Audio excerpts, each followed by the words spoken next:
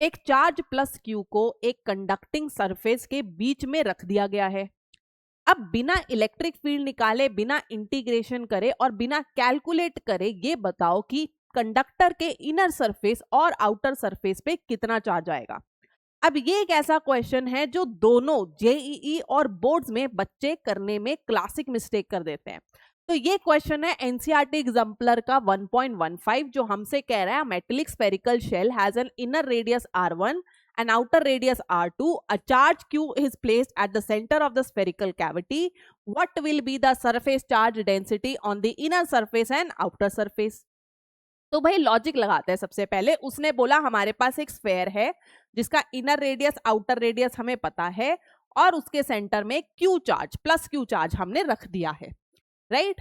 अब क्वेश्चन पूछ रहा है मुझसे इनर सरफेस और आउटर सरफेस की charge density, surface charge density मंगानी है जो कि होती है सिग्मा। सिग्मा का फॉर्मूला क्या होता है? Charge upon area. अब क्योंकि ये एक स्फेरिकल शेल है जिसका आउटर रेडियस इनर रेडियस मुझे पता है तो हम उसका टोटल सरफेस एरिया दोनों तरफ का निकाल सकते हैं। दैट मीन्स कहानी बचती है कि चार्ज क्या होगा। अब इसके अंदर सबसे पहले बच्चे का दिमाग चलता है कि अगर ये कंडक्टिंग स्फेयर है तो charge will spread everywhere. Do you think so? क्या ये मैं सही स्टेटमेंट लिख रही हूं? चार्ज विल स्प्रेड एवरीवेयर, क्योंकि भाई ये तो कंडक्टर है तो ये कंडक्टर वाला काम करेगा, मतलब चार्जेस को अपने अंदर से फ्लो कराएगा, तो पूरे स्फेयर के ऊपर चार्ज जो होगा वो प्लस क्यू का बन जाएगा। क्या ये करेक्ट स्टेटमेंट है? बिल्कुल भी नहीं। कैसे भाई? हमने बोला कि सेंटर में ऑब्वियसली अगर ये शेल है तो बीच में कैविटी ही तो होगी, खाली होगा ये स्पेस जिसके बीच में हमने चार्ज क्यू को रखा हुआ है। और इलेक्ट्रोस्टैटिक इक्विलिब्रियम कहती है कि अगर एक खाली कैविटी है एक चार्ज कंडक्टर के अंदर तो उसकी इलेक्ट्रिक फील्ड भी तो जीरो होगी अंदर। यस और नो? तो अगर इलेक्ट्रिक फील्ड जीरो है तो क्या हम ये कह सकते हैं कि फ्लक्स भी जीरो होगा? क्योंकि फ्लक्स का फॉर्मूला होता है ई डॉट डी एस। तो अगर इलेक्ट्रिक फील्ड जीरो है तो फ्लक्स जीरो होने वाला है। And by Gaussian surface, Gauss law के अकॉर्डिंग हमारा चार्ज जो इनक्लोज्ड होगा वो भी जीरो है, क्योंकि गॉस लॉ कहता है कि फ्लक्स का फॉर्मूला होता है क्यू बाय एप्सिलॉन नॉट।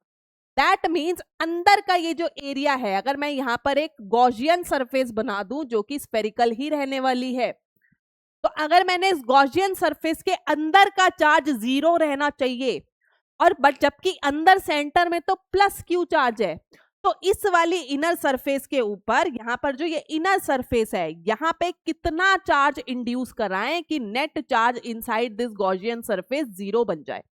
तो अगर सेंटर में प्लस क्यू बैठा है तो दैट मीन्स इनर सरफेस पे नेगेटिव क्यू चार्ज होना चाहिए। तो हमने एक चीज तो निकाल दी कि हमारा charge on inner surface negative Q है।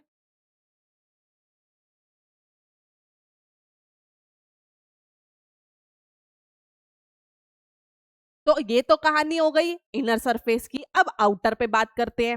तो इनिशियली हमारा जो कंडक्टर था वो तो न्यूट्रल था, चार्ज तो अंदर रखा गया है। दैट मीन्स फाइनली भी हमारा कंडक्टर न्यूट्रल ही रहना चाहिए, मतलब नेट चार्ज उसके ऊपर जीरो रहना चाहिए। पर प्रॉब्लम क्या है कि पहले तो ये नॉन चार्ज था, मतलब इसके ऊपर कोई चार्ज नहीं थी, पर अब इस शेल के ऊपर अंदर की साइड में एक नेगेटिव क्यू चार्ज आ चुका है। दैट मीन्स इस शेल को अभी भी न्यूट्रल रखने के लिए मुझे बाहर भी तो पॉजिटिव क्यू चार्ज इंड्यूस कराना पड़ेगा, तभी तो net charge on this spherical shell must remain zero, मतलब charge on outer shell will be positive Q. तो कहानी सारी खत्म तो हो गई, हमें तो चार्ज से मतलब था।